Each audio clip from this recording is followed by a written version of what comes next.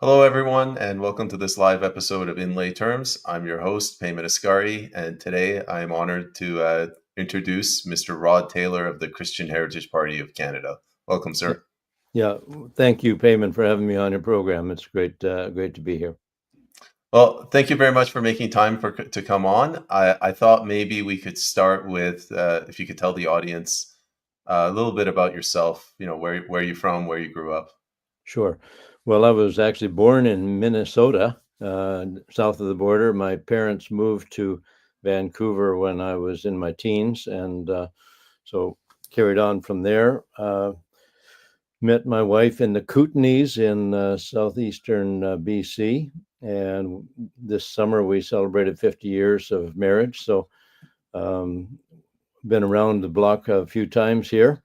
Um, and my dad, when I was young and in the States, that was during the time of the civil rights movement, the Vietnam War, assassination of JFK and Martin Luther King, all that stuff was going on when I was a teenager. My dad was heavily involved in some uh, political things, not from a Christian perspective necessarily, but he marched with Martin Luther King during the Selma to Montgomery March. He was at several events at that kind of record-breaking time of change in the country. We opposed the Vietnam War, and I think history has shown that we were on the right side of the issue at that time.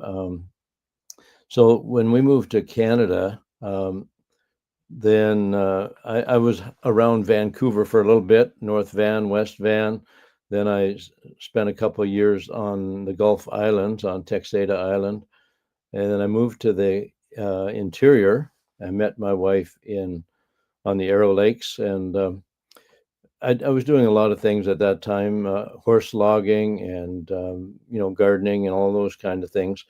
Once we were married, we moved to Alberta for a little bit, worked on a farm there, then moved up here in, well, you can't see the map where the camera is pointing, but northern British Columbia, where I live now.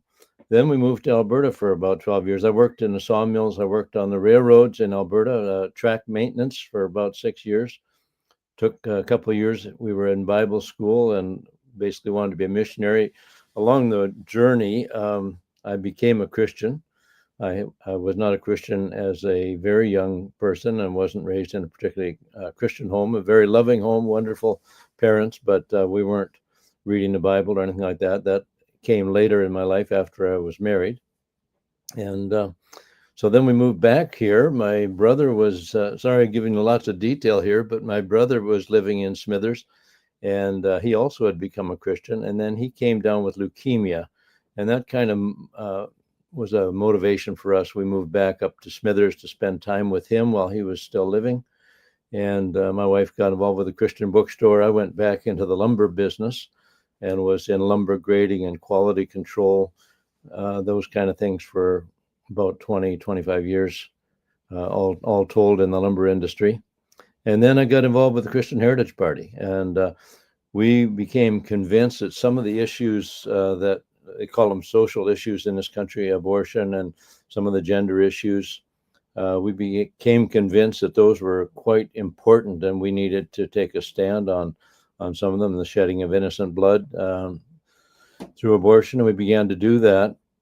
And one thing led to another. The Christian Heritage Party began in 1987. My wife attended the founding convention. I was busy working night shifts at the sawmill, but in due time, I got involved and put my name forward as a candidate.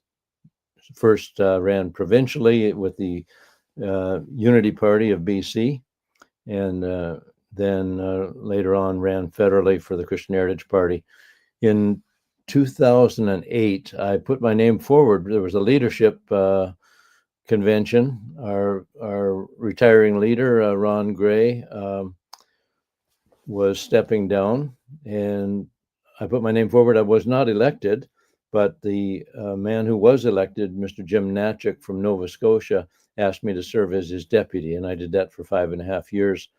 When the next leadership convention, I put my name forward again, and that time I ran unopposed, basically I had a wonderful reception from the members, and I've been national leader for the last 10 years. So that's kind of it in a big nutshell. It's a very good story, and you tell it very in a very clear, easy to follow manner. Mr. Taylor, let me start picking up on one thing you mentioned. Your father was involved in the civil rights movement. I wasn't aware of that. Are there any parallels between the civil rights movement with anything that's happening right now, like this resistance to the Ukraine war, or the attempts to stop corporations from basically monopolizing our lives?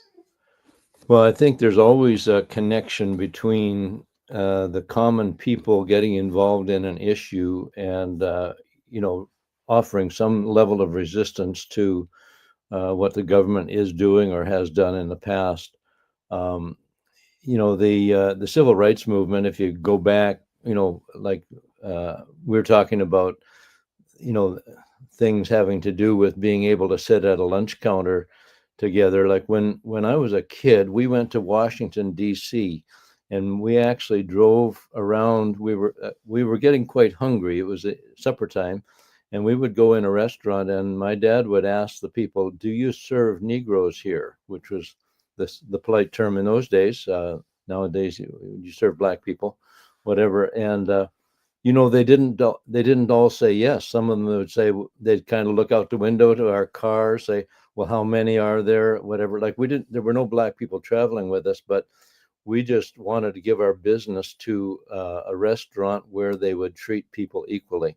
So if they said, well, they could eat in the kitchen or something, it's hard to imagine nowadays that there could have been that kind of open discrimination, but it was there. And so if they didn't treat people equally, then we would get up and walk out and go to another restaurant. And that's kind of the things I was exposed to as a kid. Of course, if you take it back, before that, slavery. I mean, if you go back, it's not really that long ago. The slavery ended in the United States in 1860, 64, or the end of the Civil War. And in Britain, it was in the early 1800s, I guess, when William Wilberforce, and this is where the connection is. William Wilberforce, a brave British parliamentarian, a member of Parliament, became convinced. He became a Christian first, and then he became convinced that slavery was wrong, and he was willing to bring that issue to Parliament, even though it was very unpopular. And so at first he was laughed at, scorned, mocked. They kind of treated him like dirt, but he kept at it for many, many years. And just before he died, slavery was banned in England. And so, the issues that we're concerned about, the taking of innocent human life through abortion and euthanasia, or the basically we call it sexual abuse of children, having this SOGI imposed on them in the school system, being gender confusion was being kind of put out as as what's normal. And kids are getting harmed. Some of them are ending up having gender mutilation of their bodies, and that they'll never be able to have their own children, never be able to enter into what we would call a normal sexual partnership through marriage.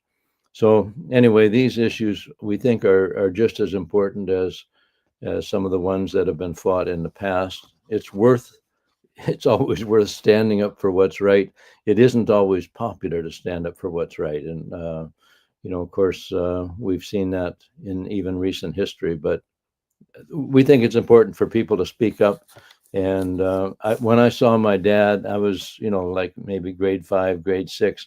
I would see my dad in his bathrobe sitting in his little office at 5, 6 in the morning, typing letters to the president and to senators and so on about the issues he was concerned about. And I think that did kind of have an effect on how I looked at my responsibility as a citizen, even though I was quite young. So we will get to I'm building up to the difficult questions. You mentioned abortion. I think you mentioned MAID and gender transitioning. One other simple thing I wanted to ask you. You said you're in northern BC right now. Is that correct? Yes.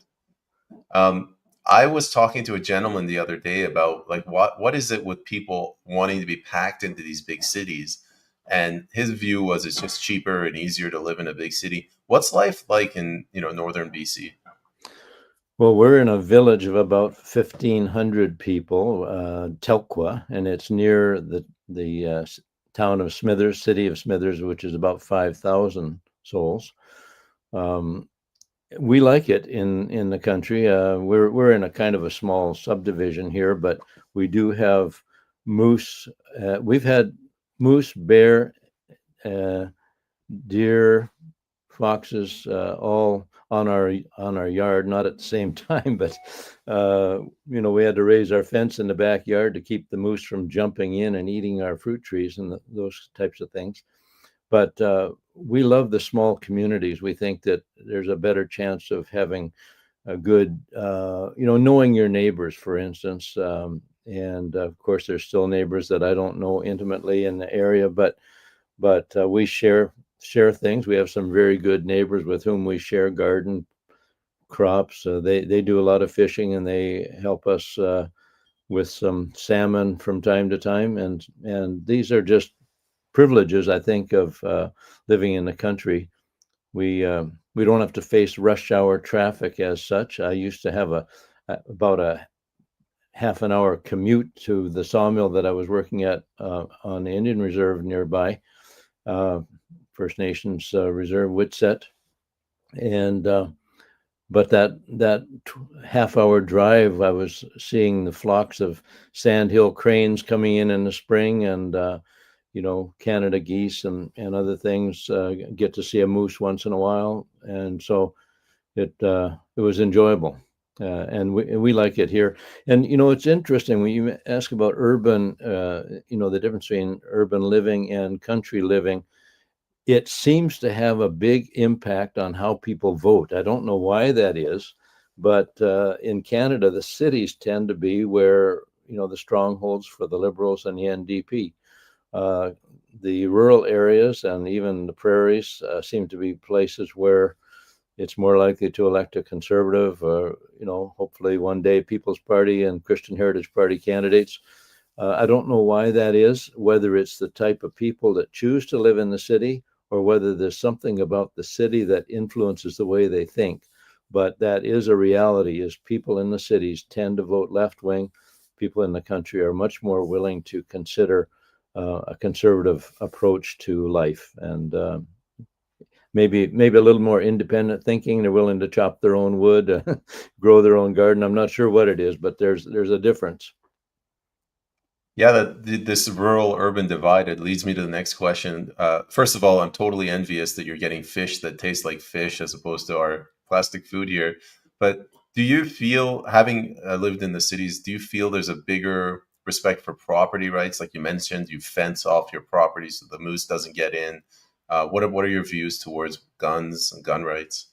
Well, we of course support the right of Canadian citizens to own and use firearms, both for sporting, for hunting, and for self-defense. I mean, we think it's uh, there's a lot of thought about whether people should defend themselves or not, but we see it as a biblical mandate that we are to defend the vulnerable and the helpless.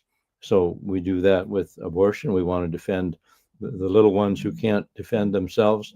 And for husbands and fathers of families, there is a responsibility to protect your wife, your children, and grandchildren, and not only protect them physically, but to protect their future. So that's why we're just as adamant about you know balanced budgets and paying off the national debt, because our children and grandchildren are going to be hurt, and that's already the case. They are going to suffer as a result of the wild spending going on both federally and provincially in this country. So we have a responsibility, and of course, my wife joins me in this. It's not only the men that have a responsibility to speak up and defend the vulnerable. But I think the primary responsibility falls on men in this country, and if more men would take up that responsibility,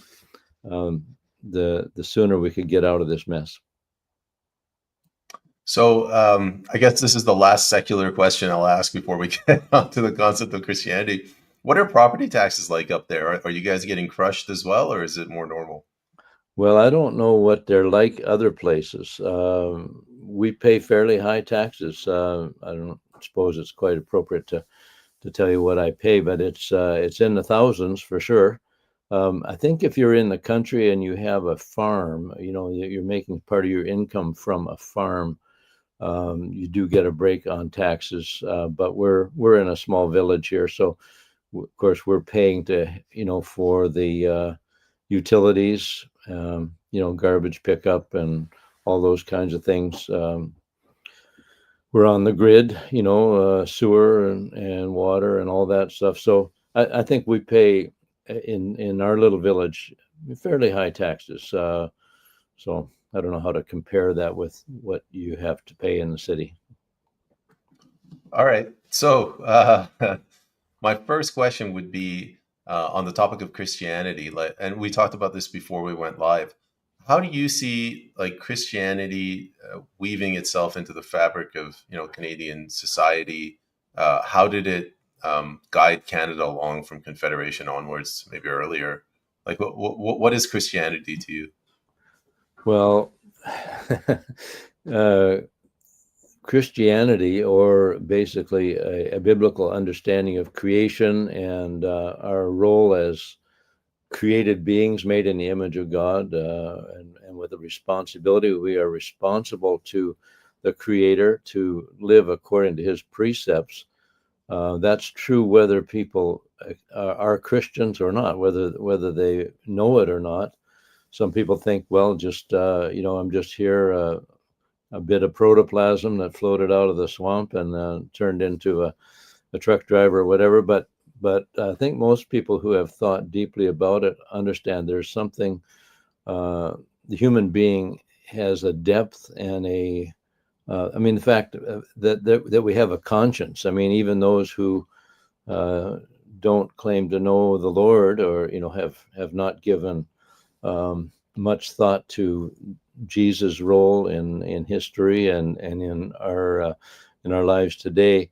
I think most people have a conscience. They know it's wrong to lie, steal, kill, uh, murder, commit adultery. And of course, if everyone only lived by what by those precepts, our country would be better off. Not to steal. Well, right. So if the government is stealing, taking money that isn't theirs, or misappropriating, misspending, like they're violating.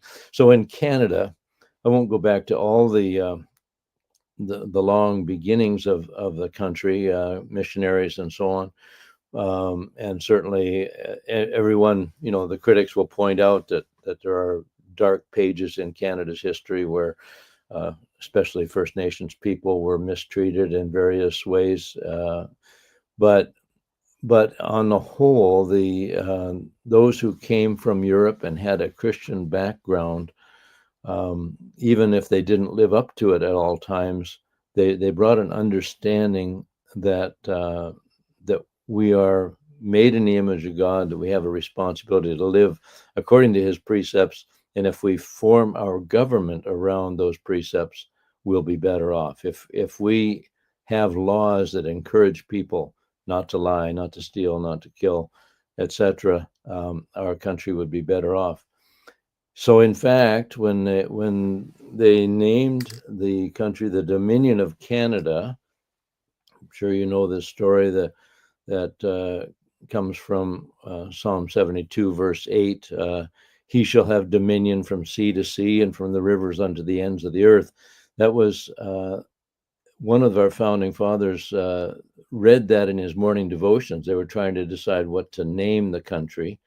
And he came down and shared that with the other founding fathers. And so they called it the Dominion of Canada, recognizing that God has responsibility, whatever people do, right or wrong, and wherever they live, and whatever their background ethnically, whatever, tribal peoples. But but God is the one who created the earth. He's the one who set it spinning, put the sun, put us 93 million miles from the sun, so that we have fresh water and a little snow in the wintertime. I mean, we're in the perfect. God has created a perfect environment.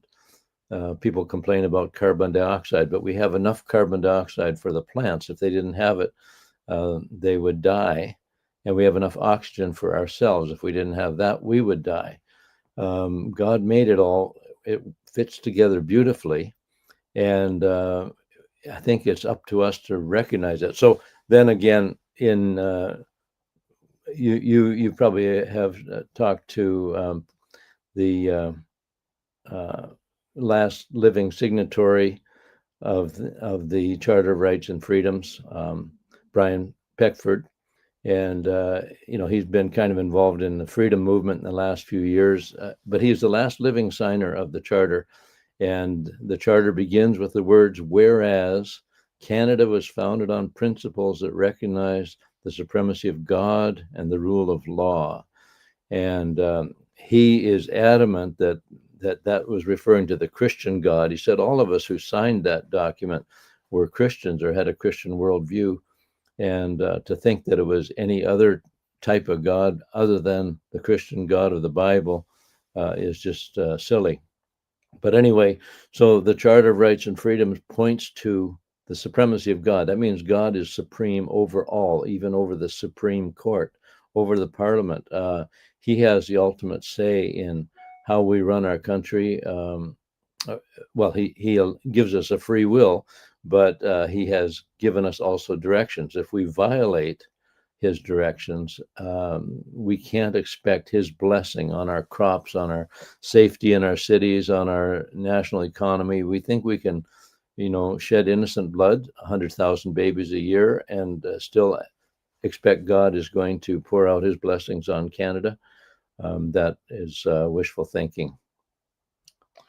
So I actually have a problem with the not with the preamble to the charter, just the way that it's phrased. There's a semicolon. Like Yeah. nobody really knows what that means, and Brian Peckford has to explain it. Like semicolon means everything else that follows is based exclusively on this. But you mentioned the supremacy of God means that everything else is beneath that. So the Supreme Court answers to God. Is that another way of saying like that we were supposed to have inalienable rights in there? Like there's certain things that were supposed to be understood, like maybe thou shalt not steal property rights. And if, Yeah. if so, what are they? Well, I think that's right. Private property is one thing that some critics say, and I don't disagree that should have been laid out more precisely in the charter. There's a lot of good in the charter. There are some things, unfortunately, the charter has allowed courts and judges to manipulate, and we saw it during the COVID era, the abuse of individual freedoms, rights and freedoms. And there's a little clause that says that as long as it's reasonable. Well, who decides what's reasonable? So judges, for the most part, have gone along with the government on that. And so we have, freedom fighters who went to Ottawa and are still fighting for their own, like they've been abused for a couple of years. Some of them have spent lots of time behind bars. Arthur Pawlowski, you mentioned him, spent 51 days or 50 some days anyway, some of it in solitary, for committing no act of violence, stealing nothing from anybody, but because it was inconvenient for the powers that be. And so I think that if the courts and parliamentarians took the charter seriously, these things couldn't have happened. But unfortunately, I guess there's enough of a loophole. They say that back after the Russian Revolution, the Russians had one of the best constitutions in the world. They just didn't live by it. They had guaranteed in the Constitution were certain rights and freedoms that they under Stalin they totally ignored and violated. So that a charter, a piece of paper, cannot protect our rights and freedoms. That's up to us to do that, to insist on a proper interpretation of the charter. And we have a long way to go to get back to where we need to be in defense of property rights. And but property rights are come from the Bible. Actually, come from God. The Bible is a record of God's opinions, and we don't call them opinions, but his precepts. And thou shalt not steal. That's in the Ten Commandments. There should be no country in the world where stealing is allowed. Right now, they're allowing stealing in California. What is it, up to $1,000 or whatever? People are walking into stores and walking out with merchandise, and the store owners are being told, well, don't even interfere with them. The police aren't going to do anything. So it's a humanistic interpretation, thinking that, if we all just let everybody do whatever they want, somehow it's all going to work out. Well, it doesn't work out that way. If we didn't have sin and a sinful human nature, we wouldn't need any laws. We wouldn't need policemen. Everyone would just do the right thing all the time. I think most of us recognize that that's not where we're at. And so we have to have laws. We have to have borders, boundaries, and regulations. I think we're over-regulated, but we need the minimum, drive on the right side of the highway, highway speeds, don't drive drunk, all those kinds of things. We need those, and we need police to enforce them and judges to back up the police, because without that, we would have more chaos than we have today. But unfortunately, we're going in that direction. It's interesting observation that telling people that you can steal, like in California, is sort of a violation of religious code. Yeah. What about parental rights? Like, how do you see that, if at all, sort of a religious issue as well? Well, everything's a religious issue, but I think it's a human rights issue. Christians and non-Christians can both recognize that children are a gift from the Lord, that parents are the ones primarily responsible. They're the ones who make the sacrifices. The mother, of course, carrying the child in her womb. And I thank every mother out there who has made those sacrifices, because they go through, discomfort and obviously sometimes a lot of discomfort. And the sacrifices, things they, give up doing while they're in that state, or unable to do. And husbands, or anyone, working parents, husbands and wives that work, are putting their resources, the hours of hard work that they put in, and they're benefiting their children with that. And that's actually what they want to do. That's the most important reason why people work as hard as they do, is so they can provide something for their children. And it's it's marvelous. So when the state comes along, people who are not the parents, people who have not made those sacrifices for those children, and start telling parents, well, this is how you need to do it. You're co-partners with us. We'll tell you what you can do. Like C4, for instance, that makes it a criminal offense for a parent to instruct their child in the ways of righteousness, or in sexual behavior, if that child has been confused by what's going on in the school system and whatever, and the parent wants to give them good information so that they can have a happy life, be married, raise children, and enjoy parental success, I suppose, the joy of watching your children grow up and accomplish things.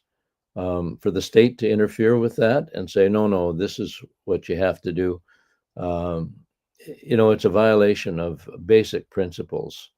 And the Bible says, honor your father and your mother. It said that's the first commandment with promise. It says that you may live a long life on the earth. And so when a school, and this happens in places where a teacher or a school administrator tells the kids, well, don't tell your parents about this, they're actually violating that parent-child relationship.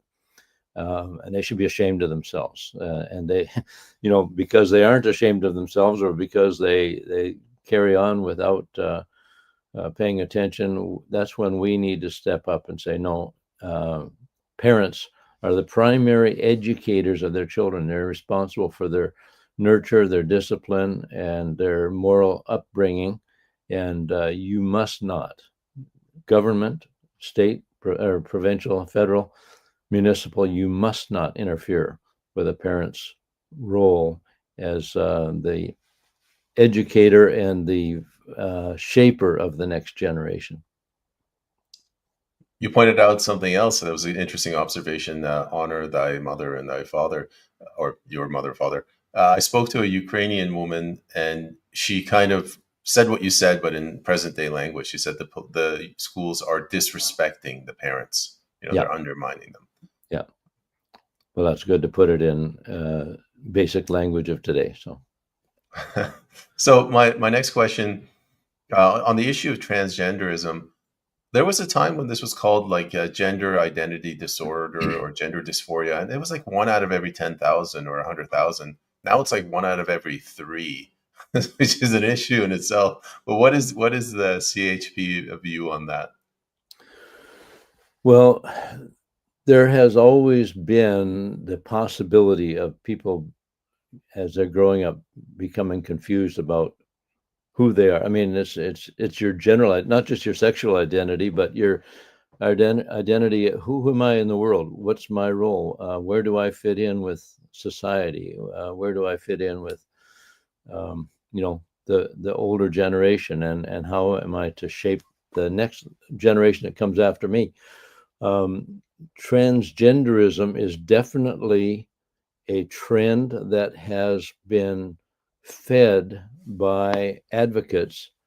I'm not sure what the motivation is, but there are young children and teenagers responding to that peer pressure, as they have, whether it's music or whatever. I mean, I was a young person once, and we listened to different kind of music than our parents listened to, and that carries on today. Dress codes, what was normal dress, normal apparel, what looked cool, well, how do you fit into the crowd? And very few people. It's a rare individual of a young person who doesn't want to fit in one way or another. Well, when the powers that be, and that starts from government, media, which controls a lot of the thinking, especially the entertainment media and the fake news media. I mean, I just used Trump's term there, but and then the education system has somehow, for some reason, has taken on some of these causes, and so they have turned a non-issue into an issue. They have, and I'm not saying there aren't people who legitimately, for whatever reason, there can be chemical imbalances, there can be genetic anomalies that come along, and my heart goes out to those who would have, um, a pre-born condition, a genetic condition that makes it difficult for them to fit in. But that's very, very, very rare. And what is happening now is it's not like 1 in 3 are being born with the wrong genital parts, or there is such a thing, people being born with both sets of genitals. But what's happening now is little babies who are born as a boy or a girl, they've got, if it's a girl, XX chromosomes, or a boy, XY chromosomes, and they have the natural, everything is working properly physically for them, but their mind has been tampered with by, it could be even cartoons, starting with very young children, uh, cartoons, and they get into seeing things on TV. And of course, now you have ads on television that show men and women, or men and men, having partner relationships, which historically has been frowned upon. Pierre Elliott Trudeau, this our current prime minister's father, when he legalized homosexual behavior, and I know this is kind of sliding from the topic of transgenderism into homosexuality and lesbianism, but when he legalized, he said the state has no place in the bedrooms of the nation. And that's a very reasonable statement, that you don't want the government intruding into your private matters. The problem is it didn't stay in the bedrooms. It now is in the classrooms of the nation, the classrooms, the boardrooms, the living rooms, through television and whatever, of the nation, and it is leading a generation astray. Many young people, those who have already undergone, in a misguided way at a very young age, either with um, puberty blockers, cross-sex hormones, or genital surgery, have done things to their body that cannot be undone to their bodies. And that's why, we agree with Barry Neufeld, who called it, abuse, child abuse, to be pushing these ideas in the classroom. So I think there's a lot of parents waking up, and it's not just Christians. There are people in other religions and atheists of no religion at all, who agree that the state has gone too far, the government has gone too far in pushing these things in the classrooms, and it's time to stop. We'll have to deal with the results for a long time. Those who have taken those drastic steps and maybe can never have children of their own, can never have, even some of them, because of the steps they've taken, never even have, sexual pleasure. And this whole thing seems to be about, pushing sex on into every topic, into every classroom, or whatever. And yet actually destroying even the ability to enjoy sex as God created it. So you brought up the issue of homosexuality. What is the Christian perspective or CHP position on? I'm gonna give a broad category of things. So it could be homosexuality. It could be extramarital affairs. It could be sexual deviancy. So like multiple partners, or I'm gonna. This might sound weird, like alcoholism. Things that are contrary to the good family unit. What is your position? Well, sin is in the world, and so we can't. The government's role is not to deal with what goes on in people's mind. People make decisions, but when those decisions impact the lives of other people, that's when the government has a responsibility to act. When there's, we can't help it if someone walks down the street and covets something. I mean, the Bible says not to covet or envy, and covet your neighbor's goods. We don't know about that, and we can't do anything about it. When he breaks into someone's garage and steals their snowmobile, that is a violation that we can deal with. So homosexuality is, they brought it in when they brought it in and said it should be legal between consenting adults. Well, now they're pushing all the limits, and there are even people today. It seems hard to imagine, but there are people pushing sex with children, as pedophilia, as being something that should be allowed. People are born that way with a propensity to desire sex with children. So the borders of public morality keep moving, and we have in the Bible a very clear idea. you're supposed to be married to one person. That's a biblical example. Um, you're supposed to be faithful for life, and not commit adultery with someone else's spouse or outside of your marriage. And the Bible's very clear, Old Testament and New Testament, that men are not to have sex with other men. And so that is the biblical standard. The government, I'm not saying the government should be going into people's bedrooms and making sure that they're not doing things they shouldn't do, but the government should not be pouring money into like the pride parades and things. Even under Stephen Harper, you may remember the pride parade in Toronto got $400,000 from the government, and this prime minister today, of course, is throwing money hand over fist to every abhorrent advocacy group that is pushing sexual perversion, and that he's using our money to do that. He's taking my hard-earned dollars and is using them to promote a hedonistic, unbiblical lifestyle that is hurting people, and that's wrong.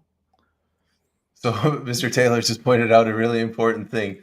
The government is using our tax dollars against us. So if it feels like it's an uphill battle, it's because you have to work twice as hard.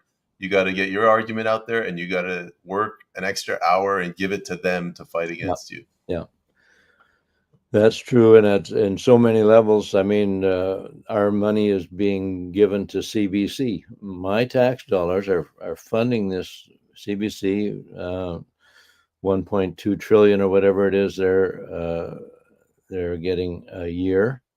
No, I believe billion, it's I guess. billion. Yeah. Sorry, I Yeah. get Trudeau wants mixed to up. make it a trillion, but not yet. Yeah, the 1.2 trillion, that's our national debt. Sorry for the mental slip there. But why should one penny of my hard-earned dollars go to a company where Catherine Tate, the CEO, is taking in something like $400,000 to $600,000 a year, and they're putting on programming that encourages homosexuality, that encourages abortion, and that encourages, or at least glorifies promiscuity. Why should my dollars go to that? And then they'll turn around and they will have articles against people like you and me. They will use, I'm going to call it abusive language, but certainly confusing language to describe people on the conservative side of the spectrum. They will throw out terms like homophobic, bigoted, hateful, none of which applies to us. They'll use the word racist that was used against, the multiracial truckers' freedom convoy, and where people were getting along, great guns, sharing food with each other, and flying the Canadian flag and singing "Oh Canada," and they will call them racist, homophobes, bigots. And meanwhile, you can have an actual ethnic riot in Montreal, windows being broken, et cetera, which did not happen in Ottawa at the Freedom Convoy. And those people, they may be arrested, slap on the wrist, and let out on their own recognizance, instead of being held in solitary for 51 days or whatever. So we're in a very biased condition right now. And the money that's being used against us in so many ways, it's horrendous, but it's our money, and we need to remind the government that they are there at our permission. I don't personally give permission to Justin Trudeau to be my prime minister, but the people of Canada have been deceived by the CBC using their money to deceive them, and that's the biggest. They talk about foreign influence and foreign interference in elections. I think the biggest interference is through outfits like the CBC, that are giving people a wrong idea about, you know, the motives of conservative-minded people, and scaring them into voting for people like the tyrant we now have in Ottawa. The more I'm involved in this election system, the more I realize how it's rigged. So it's clearly rigged against independents because they can't give tax free or tax credits on their donations. But there's a limit federally. I think it's 1,700 something that citizens can donate. But I'm sorry, 1 point whatever billion dollars for the CBC that's controlled by the Liberal government. That is a huge donation. Well, even like the leaders' debates, I know, Maxime Bernier has been on the front lines to try to be on the leaders' debate, and he may be in the next one because People's Party got 5% of the vote last time. But there's like 20 federal parties. We're something like number 7 or 8 in size, Christian Heritage Party. We do not have any elected members, but we go through all the same hoops that the Conservatives and the Liberals go through. To register, every candidate has to get those 100 signatures. We have to have an official agent. We have to do all the same things.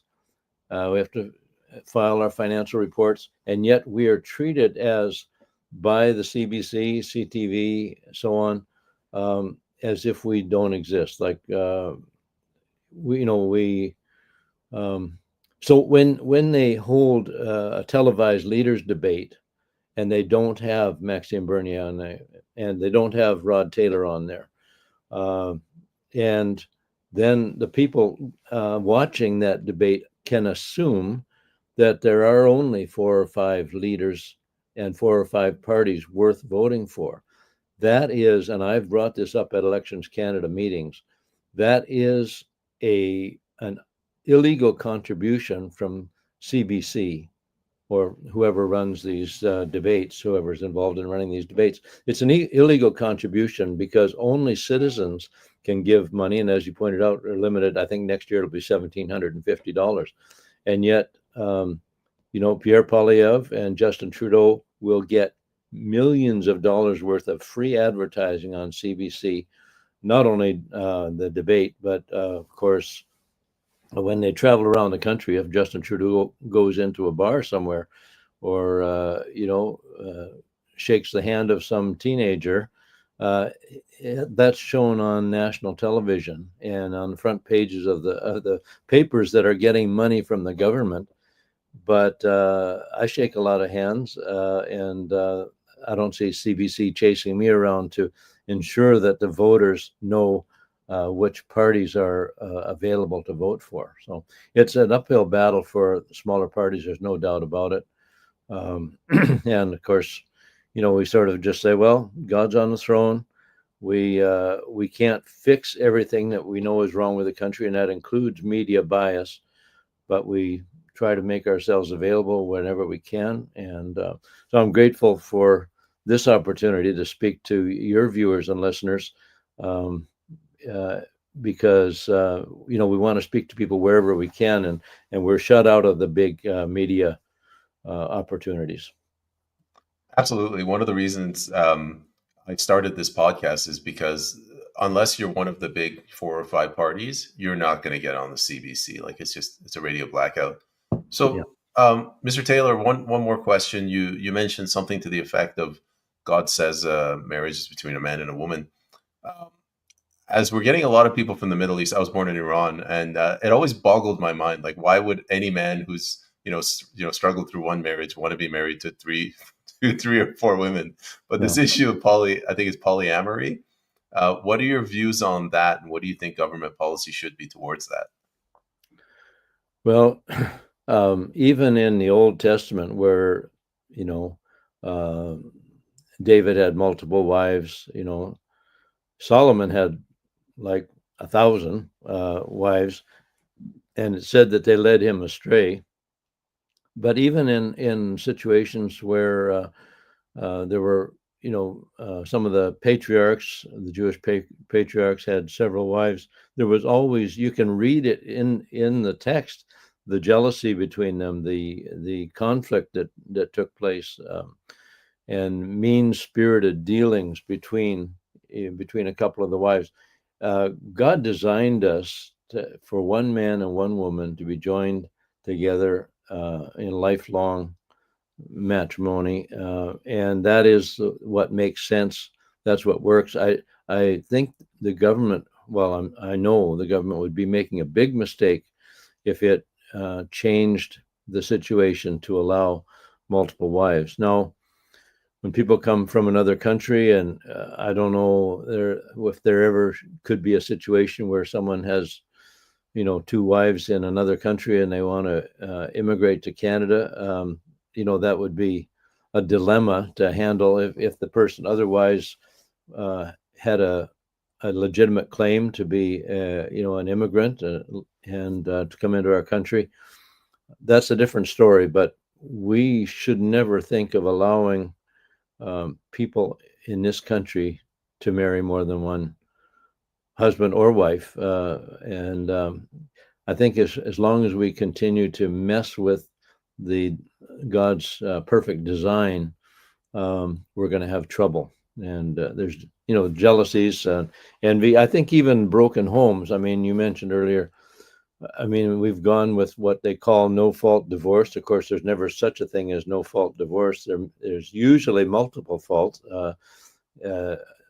In rare cases, there may be only one person at fault, but there's always a reason for a divorce. And I think we've made it so easy in this country for couples to separate for really no reason that they can't put their finger on it. They're just tired of the marriage or whatever, and that creates a lot of both social and economic issues. Now, if a husband and wife separate, now they need two dwellings. We have a housing shortage.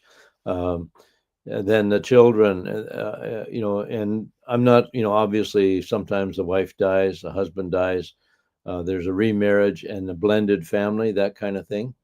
Of course, that happens, and there's no moral problem with that.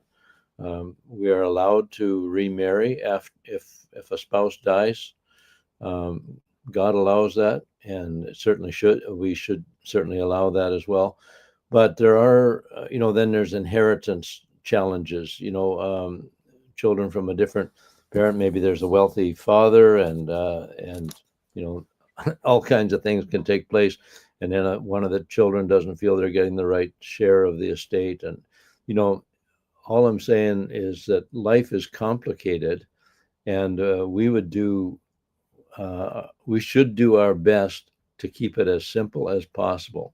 One man, one woman, married for life, and encourage their children to do the same. And if it doesn't work out that way, there are divorces that happen. You can't avoid every kind of a problem.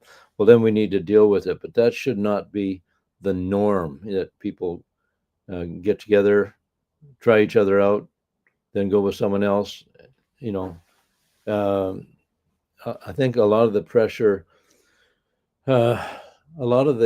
pressure for abortion has come from casual sex, and both with young people, of course, who are not married at all, and then even in adulterous situations. So then it's sort of trying to get rid of the evidence and not wanting to take responsibility for one's actions. This goes on so many levels in terms of how we can get it wrong, but we don't want to get it wrong. We want to get it right. So let's set the standard, and where there's unforeseen or unavoidable complications that take a couple away from the standard, well, we want to be compassionate then and understanding, but let's not promote the kind of lifestyle that leads to problems. So you covered the topic of abortion. I guess the only question remaining is MAID. What is your position on MAID? Well, of course, we think it's wrong to take innocent human life. There is a biblical example when King Saul, if you know the story, was losing a battle and he was wounded. and he asked his armor bearer to run him through, and his armor bearer would not. He didn't want to do that. Later on, a man came to David when Saul was dead and David was now the king. And a man came to David and said, I killed Saul. He asked me to, and he was in pain, and so I saw he wasn't going to live very long, so I killed him. And here's his. I think he said here's his head, but anyway, he thought he was going to get a reward because now David was king. David said, "Your own mouth has condemned you. You have shed innocent blood." And whether that man actually killed Saul is another question. Um, whether he only claimed to. Either way, his mouth condemned him. We we have capacity today, uh, to a very large extent, to control pain and suffering. And there are times that people do get into a situation where they are suffering. Sometimes the level of pain control required to keep someone comfortable may lead to an earlier death. Um, we're not into forcing people to suffer. That's not the deal. But the may, like every other sinful creation of man, every other distortion of the divine perspective, uh, has become, they say, oh, well, people are unhappy with life. Now they, the liberals want to move it to mental illness.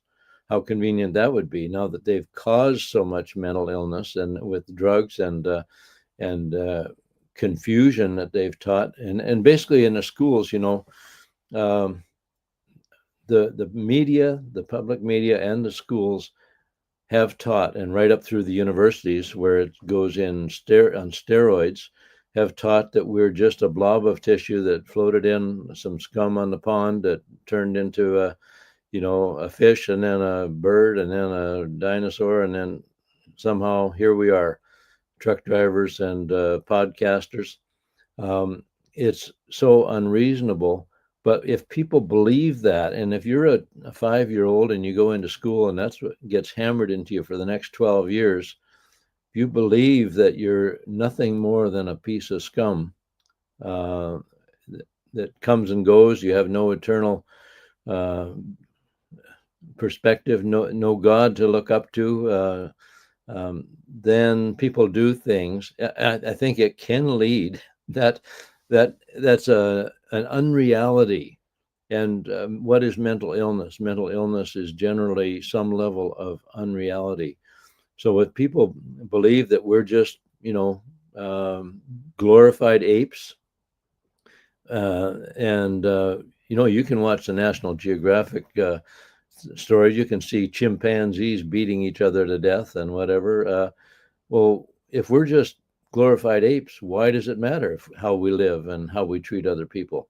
But if we're made in the image of God, we have his divine uh, spirit in us, and we have his mind, and we know that we're supposed to love others as we love ourselves. We're supposed to treat them well. I think there would be less mental illness. Well, now, of course, in BC, again on steroids, legalizing harmful street drugs so that people can live in unreality. We're fostering mental illness. Anyway, the long story about that is we shouldn't be killing people for mental illness. We should be helping them to find a reality and a purpose for living. And so, as Christians and as Christian politicians, we have two arenas in which we operate. One is to talk to people about Jesus and his eternal plans for mankind and how we can fit into those plans and enjoy his presence and live with him forever. And then as politicians, we want to bring that kingdom perspective into the laws of this land so that more people enjoy a successful, prosperous life and fewer people suffer and die in misery. So we're against MAID. There's sum it up where we don't think we should be killing other human beings, even if they ask for it. We should be giving them a reason to live and relieving their pain where there is, physical pain or even mental pain. We should be providing care for those who are legitimately mentally ill, and those who are strung out on drugs. We need to help them get off those drugs so that they can live a peaceable and satisfying life. So we're just at the end of the episode. I was wondering if you could tell the audience where they can follow you, learn more about you, and learn more about your party. Wonderful. Well, chp.ca. chp.ca is our national website. We also, we have Twitter and whatever. I'm Rod Taylor, CHP Canada leader, and Facebook. But you can find all that stuff on our website. I do a weekly podcast, as you know, and so every Thursday we release a podcast. Right now, you can find the most recent podcasts on our website, chp.ca. We also put out a weekly communique, we call it, kind of a newsletter, and that is also on our front homepage of our website. And that's usually about a 2-page article about some current issue going on. Also, some years ago, I wrote a book. It is nothing about COVID in there because it came out in 2018, The Substance of Things Hoped For. And of course, Hebrews 11, faith is the substance of things hoped for. And so it's a compilation of articles written over about 10 or 15 years on various topics, mostly government decisions that were reached, whatever, Supreme Court judgments, and those types of things. But it's grouped into subtopics: life, family, marriage, media bias, and that type of thing. And if I don't think I'll have another one out before Christmas this year. I don't know if I'll ever have another one out, but if I do a sequel, it'll be the evidence of things not seen, which is the rest of that verse. But anyway, so you can, if people want to find that, that's on Amazon, The Substance of Things Hoped For. And if you read that book, you'll learn a little bit about how I think about various things. But it's been a real pleasure, Payman, to have this opportunity to speak to you and your viewers and listeners. And God bless you and in your work and in the days ahead with all you do. Well, Mr. Taylor, I wanted to wish you best of luck in the federal election and campaigning. Keep us posted. If you have any other candidates, send them our way. Okay, And wonderful. have a wonderful day. Yeah, thanks. And thanks for having me on your program. Anytime. Bye.